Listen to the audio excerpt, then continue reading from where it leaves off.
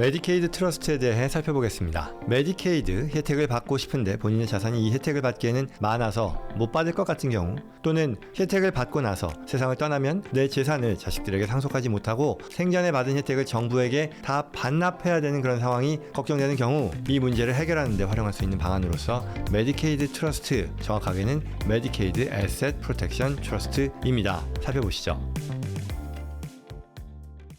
들어가기 전에 반가운 소식을 전합니다. 제가 지난 20여 년간 법률, 세무, 자산관리 전문가 서비스를 제공하면서 현장에서 쌓은 노하우를 담은 첫 저서 미국 자산관리 성공 전략이 2025년 8월 25일부터요. 한국의 교보문고 그리고 미국의 반디북 US에서 동시에 온오프라인 판매를 시작합니다. 많은 성원 부탁드리겠습니다. 여러분들의 아메리칸 드림에 한 발짝 더 다가갈 수 있도록 미주 한인 크로스보더를 위한 미국 절세, 투자, 자산관리에 대한 모든 것을 담아내었습니다. 저 개인적으로는요, 책 나온 걸 보니까 이 미국에 있는 모든 한인 가정 그리고 한미 크로스보더 분들의 집에 이 책 한 권이 꼭 꽂혀 있으면 좋겠다라는 생각이 들었어요. 책 구매와 관련된 자세한 사항은 영상 고정 댓글을 참고해 주시고요. 더 깊이 있는 개별 상담이 필요하시면 설명란에 JC&컴퍼니 연락처로 편하게 문의해 주시기 바랍니다. 사실 몇 개월 전에 관련 영상을 올렸어요. 메디케이드 트러스트에 대한. 근데 댓글이 꽤 논쟁적인 내용들이 많았었죠. 바로 이 영상입니다. 메디케이드 받고 싶은데 자산이 많아서 자격이 안 되면 방법이 없을까라는 거였는데요. 댓글에 관통하는 어떤 주제라 그러면 자산도 많은 사람이 이런 저자산 계층을 위해 준비된 그런 혜택을 받는 그런 방법을 가르쳐주면 안 되지 않느냐, 뭐 이런 얘기였었는데요. 글쎄요, 한번 더 내용을 살펴보시죠.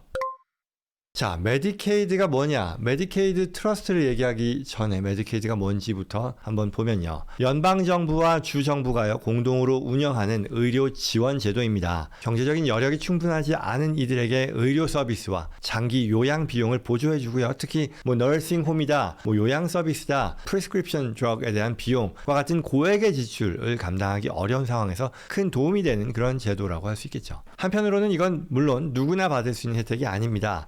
주별 규정이 다소 차이가 있겠지만 공통적으로 소득 심사 그리고 자산 심사라고 하는 두 가지 기준을 통과해야 되겠죠. 말하자면 소득이 많으면 안 되겠죠. 일정 수준 이하의 소득, 그리고 자산이 많으면 안 되겠죠. 제한된 자산을 보유한 사람들에게만 허용이 되는 건데, 결국 이해할 수 있는 부분은 한정된 재원을, 국가의 어떤 예산 재원을 꼭 필요한 사람들에게 우선적으로 배분하기 위한 제도의 취지와 일치한다라고 할 수 있겠죠. 자, 이게 메디케이드 제도에 대한 설명이었는데요. 그러면 메디케이드 트러스트의 역할이 뭐냐라는 걸 텐데요. 자, 많은 분들이요, 은퇴한 뒤에 예상치 못한 어떤 장기 요양비 부담에 직면하게 됩니다. 그런데 평생 모은 자산이 많다라는 이유로 메디케이드 자격에서 탈락하는 경우가 종종 있겠죠. 이때 활용할 수 있는 합법적인 도구가 바로 말하자면 취소 불능 트러스트의 하나인 메디케이드 트러스트라는 얘기겠죠. 어떻게 되느냐? 간단하게는요, 자산을 메디케이드 트러스트로 이전하면 법적으로 더 이상 본인 소유가 아닌 상황으로 만들게 되니까, 자산이 더 이상 내게 아닌 게 되니까요. 메디케이드 자격 심사에서 해당 자산은요, 메디케이드 트러스트로 옮긴 자산은 이 심사 대상에서 제외된다는 거죠. 합법적인 자산 계획 전략이라고 할 수 있습니다. 다만 여기서 주의해야 될 점이라면, 이러한 트러스트는 어디까지나 자산을 줄이는 장치이지, 이 메디케이드 테스트라는 것이 자산 테스트 그리고 소득 테스트가 있다라고 했죠. 소득을 낮추는 그런 수단은 아니라는 점이겠죠. 연금이라던가 이자라던가 임대료와 같은 어떤 소득은요,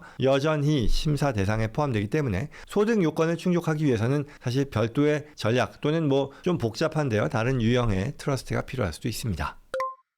자, 그리고 또 앞서 서두에 말씀드린 것처럼 메디케이드를 내가 수령할 수 있는 자격도 자격이지만, 또 메디케이드의 중요한 규정 중에는요, 수급자가 이제 자격이 됐어요. 수급을 한단 말이죠. 수급자가 생전에 받은 혜택 중에서는요, 특히 장기 요양 시설 서비스라던가 아니면 재가 요양 서비스 또는 관련 병원 그리고 처방약 비용과 같은 어떤 특정한 항목들에 대해서는요, 혜택을 받은 것에 대해서 본인이 세상을 떠난 뒤에 남은 재산을 주정부가 회수해 갈 수 있게 됩니다. 이걸 흔히 메디케이드 환수라고 부르는데요. 55세 이상 수혜자가 받은 혜택에 적용이 됩니다.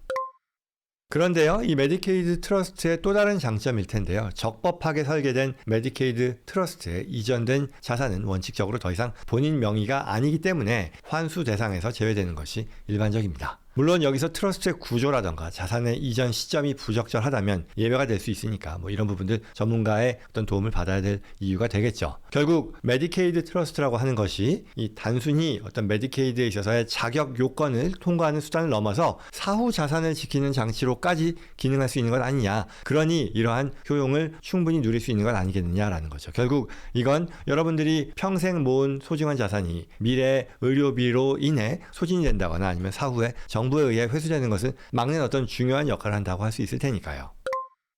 그리고 여기서 또 추가적인 이 메디케이드 트러스트의 장점을 들 수 있을 텐데요. 이건 메디케이드 대비용일 뿐만 아니라 일반적인 취소불능 트러스트로서의 장점도 같이 제공받을 수 있다. 이 메디케이드 트러스트를 통해서요. 라고 얘기할 텐데요. 예컨대 뭐가 있을까요? 프로베이트를 면제할 수 있다. 프로베이트로부터 벗어날 수 있다라는 거죠. 프로베이트가 뭐냐? 제가 이제 리빙 트러스트를 얘기할 때 많이 설명했던 그런 컨셉인데요. 세상을 떠나면 그 돌아가신 분이 원하는 방식대로 자산을 상속하는 데 있어서 이 프로베이트를 거쳐야 된다. 트러스트가 없으면 결국 이 프로베이트가 뭐냐? 굉장히 복잡하고 시간도 많이 걸리는 그런 법원의 유언 검증 절차인데 트러스트로 옮긴 자산에 대해서는요. 이와 같은 굉장히 복잡하고 시간도 많이 소모하는 이런 유언 검증 절차 프로베이트를 거치지 않고 자산이 바로 수혜자에게 이전된다라는 건데 결국 이 말은 자산이요. 상속인에게 더 신속하고 효율적으로 전달될 수 있다는 것을 의미하는 것이고요. 메디케이드 트러스트에 옮겨진 자산 역시 이러한 어떤 혜택을 누릴 수 있다는 그런 부가적인 장점을 들 수 있는 거고요.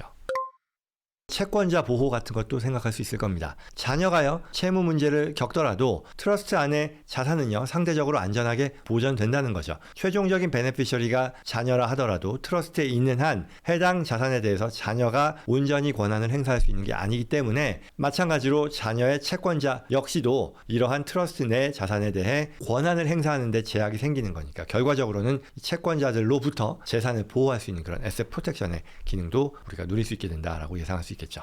이러한 혜택들을 들 수 있는 것이고요. 그리고 중요한 점, 이러한 메디케이드 트러스트가 그럼 언제라도 만들 수 있는 거냐? 그건 아니고요. 룩백 규정이라고 합니다. 소급 규정이 적용을 받기 때문에 이런 부분들을 주의해야 하는데요. 룩백 규정, 소급 규정이라는 게 뭐냐 하면 대부분의 주에서는요. 메디케이드를 신청하는 그 기준, 신청일 기준으로 최근 4년 또는 5년 과거로 돌아가서요. 그 기간 동안의 자산 이동 내역을 모두 검토합니다. 그래서 이 기간 중에 자산을 트러스트로 이전했다면요. 그 기간에 해당되는 만큼 메디케이드 수령 자격을 제한하거나 혜택 지급이 지연되는 그와 같은 불이익을 받을 수 있습니다. 따라서 메디케이드 트러스트는요. 필요하는 그 직전에 급히 만드는 게 아니라 최소 5년 이상의 여유를 두고 건강할 때 미리 설계해야 효과를 볼 수 있다라고 하겠습니다. 이러한 사전 계획이라는 것이 결국은 성공적인 메디케이드 자격 확보를 위한 필수적인 어떤 단계 또는 고려 대상이 되겠다라고 하겠죠.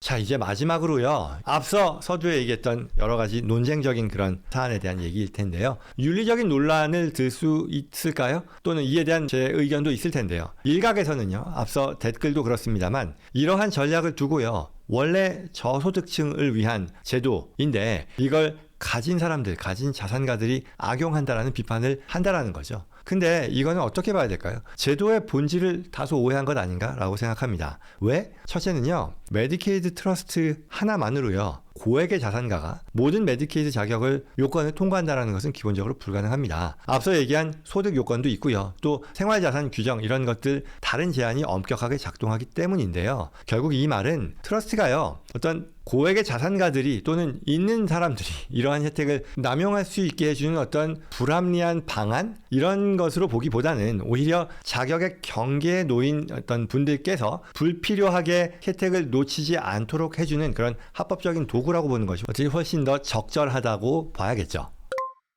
그리고 두 번째는요. 이게 좀 더 큰 차원의 얘기일 텐데요. 우리가 세법상 합법적인 절세 전략을요. 조세 포탈이라고 부르지 않죠. 제가 다른 영상에서도 몇 차례 말씀을 드렸습니다만 합법적인 절세의 노력은요. 그 자체로 존중받아야 되는 거겠죠. 메디케이드 대비도 마찬가지입니다. 법이 허용하는 범위 내에서 가족의 재정을 지키고 미래를 준비하는 것은 제도의 남용이 아니고요. 합리적인 활용이라고 보는 게 적절할 겁니다. 이건 건강보험에 가입하거나 아니면 은퇴연금을 준비하는 것과 다르지 않은 책임 있는 재정 계획이라고 보는 게 적절하겠죠.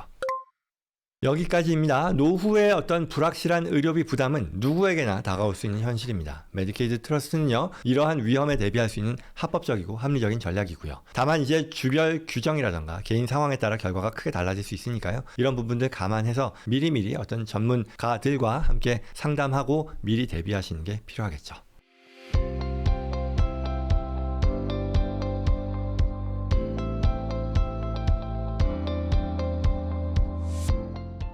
오늘 내용 도움이 되었길 바랍니다. 오늘 주제와 관련해서 도움이 필요하거나 저와 JCN컴퍼니 전문가들과 상담을 희망하시는 분들은요, 영상 더보기란 또는 고정 댓글에 있는 연락처로 연락 주시기 바랍니다. 구독과 좋아요요. 다음에도 또 꼭 필요한 정보 놓치지 마시고요. 주변 분들께도 전달될 수 있도록 도와주시기 바랍니다. 고맙습니다.